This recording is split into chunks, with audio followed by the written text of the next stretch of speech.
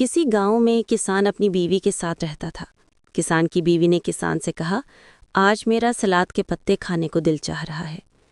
ان کے گاؤں میں سلاد کے پتے موجود نہیں تھے، لیکن گاؤں کے باہر ایک جادوگرنی کا کھیت تھا جس میں سلاد کے پتے موجود تھے۔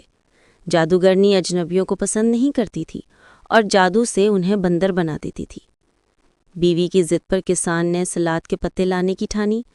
وہ جب جادوگرنی کے ٹھکانے پر پہنچا اور دیوار پھلام پر سلاد کے پتے توڑ لیے تو جادوگرنی نے اسے دیکھ لیا اور پوچھا، تم یہاں کیا کر رہے ہو؟ کسان نے کہا، میں اپنی بیوی کے لیے سلاد کے پتے لینے آیا ہوں۔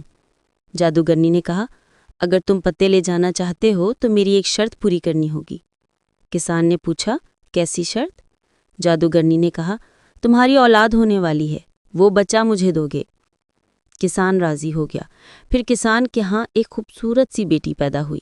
کسان اور اس کی بیوی خوش تھے اور وہ جادوگرنی سے کیا ہوا وعدہ بھول گئے۔ ایک دن کسان کو یاد آیا کہ جادوگرنی نے ان کا پہلا بچہ مانگا تھا۔ یہ یاد آتے ہی میاں بیوی اداس ہو گئے اور انہوں نے آپس میں مشورہ کیا کہ ہم اپنی بیٹی جادوگرنی کے حوالے نہیں کریں گے اور یہاں سے کہیں دور جائیں گے جہاں جادوگرنی ہمیں ڈھونڈ نہ سکے۔ اس بات کو کافی سال گزر گئے اور بچی بڑی ہو گئی۔ وہ بہت عقل مند اور ذہین تھی۔ ایک دن ان کے دروازے پر دستک ہوئی۔ گھر میں کوئی نہیں تھا۔ جب بچی نے دروازہ کھولا تو سامنے ایک مکرو شکل کی بڑھیا کو پایا۔ بچی اسے دیکھ کر گھبرا گئی اور فوراً دروازہ بند کر دیا۔ گھر آ کر کسان اور اس کی بیوی نے اپنی بیٹی کی یہ حالت دیکھی تو گھبرا گئے۔ بیٹی نے انہیں سب کچھ بتایا۔ میاں بیوی اداس ہو گئے۔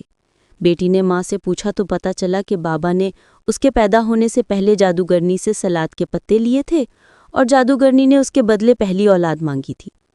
اب ہم تمہیں اس جادوگرنی کو نہیں دیں گے۔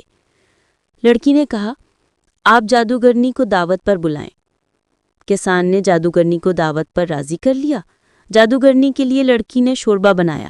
لڑکی نے شوربے میں نیند کی جڑی بوٹیاں ملا دیں۔ جادوگرنی نے کہا، شوربہ بہت لذیذ ہے۔ کسان نے کہا، میری بیٹی نے بنایا ہے۔ جادوگرنی نے کہا، جب یہ لڑکی میرے گھر جائے گی تو مجھے روزانہ ایسا ہی شوربہ بنا کر دے گی۔ لڑکی جادوگرنی سے میٹھی میٹھی باتیں کرنے لگی۔ اس کے بعد جادوگرنی بے ہوش ہو گئی۔